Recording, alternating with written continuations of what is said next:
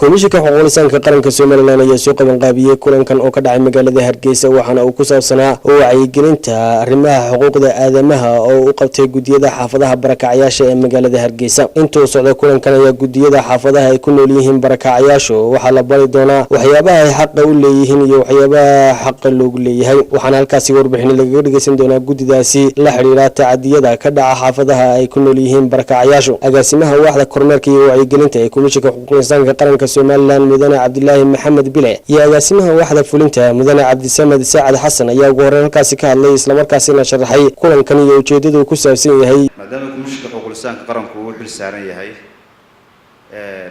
kormeeridda iyo kurgelidda xaaladaha dadka nugul ay soo markayga markaa xuquuqaha asaasiga ay dadkaas leeyihiin taas ayaanu maanta halkan idinku yeedhnay oo ka hadlaya markaa xuquuqaha asaasiga ay leeyihiin dadka barakacayaasha iyo waxyaabaha markaa ay qaranka ama state-ka ay ka filayaan inuu ka qabto xaaladooda. maanta wax iska nidhaahno qaabkii aynu uga bixi lahayn ama aynu isla taaban lahayn guud ahaan carqaladaha ka jira xaafadaha barakacayaasha maxay yihiin, sidee baynu xallin karnaa, sidee baynu uga bixi karnaa inagoo dhammaanteen iskaashanayna. komishanku markaa kulankeena waxa ka soo baxa wuxuu la sii wadaagi doonaa dhammaan daneeyayaasha kale ee xuquuqda aadamaha gaar ahaan xaafadaha. Fawad Axmed Yaasiin oo kamid ah gudida sare ee komishanka xuquuqlisaanka qaranka Soomaaliland ayaa iyadu kulankaasi furtay isla markaasina hadal kooban ka jeedisay.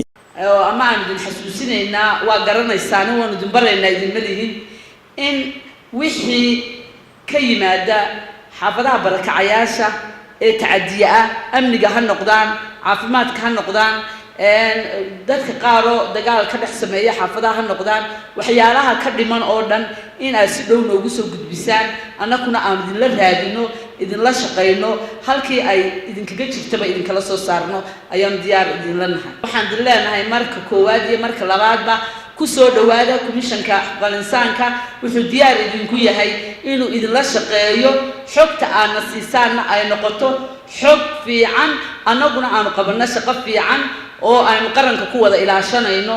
haddii aan dadka xaqooda helinna waajibkooda ma gudan karaan. idinkana waxaan idin leenahay waajibkiina guta. Cabdullaahi Nuur, warbaahinta qaranka Soomaaliland, Hargeysa.